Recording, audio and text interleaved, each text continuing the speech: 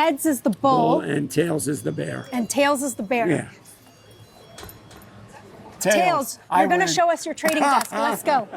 I'm Laila Maidan. I cover all things money and investing, and I'm going to help break it down for you. The fact that the market rallied back up before the close suggests that, okay, this is another negotiation tactic. We don't really think that there's going to be a full-out trade war with Canada. As interest rates remain high, you can't really buy a house right now. Getting a car loan is expensive, and credit card interest rates are still at their all-time high. So while the economy is steady, you know, if you want to make major changes right now, you really can't. He's playing a very sensitive balancing act because on one end, the fear of reducing interest rates too soon could bring inflation back, and that would be a big problem. The worry is, you know, are we expecting the rate cuts tomorrow? Yes, there's high hopes for that. But whether it's 25 basis points or 50 basis points, does it matter? It's not going to matter because expectation was on Friday that OPEC was going to meet to talk about cutting down supply. But the reason for that is because we're expecting a surplus in oil. It looks like the Bank of Japan may stop for now because there's a lot of investors that borrowed in the yen to even invest in the U.S. stock market. And if that does happen, we're talking about a bridge between the traditional financial world and the crypto world. Wow. And that's a lot of money that can flood into crypto. So, you know, tech-heavy AI names are continuing to dominate the stock market, despite the indexes being down towards the end of the day.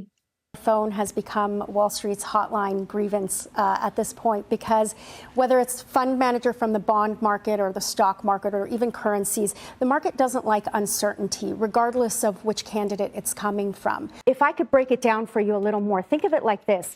So in the world of stocks, you have the stock and you have investors and traders that are trading stocks for profit.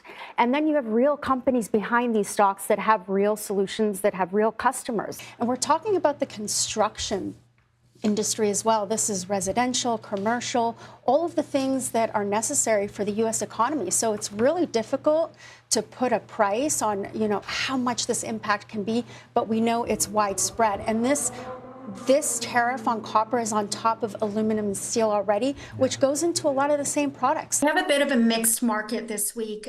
That's because we've just started second quarter earnings, and we started off with major banks like JP Morgan and Goldman Sachs having positive earnings and beating expectations. Industry data is telling us that general outlook for the industry is that no costs have been passed on to consumers just yet.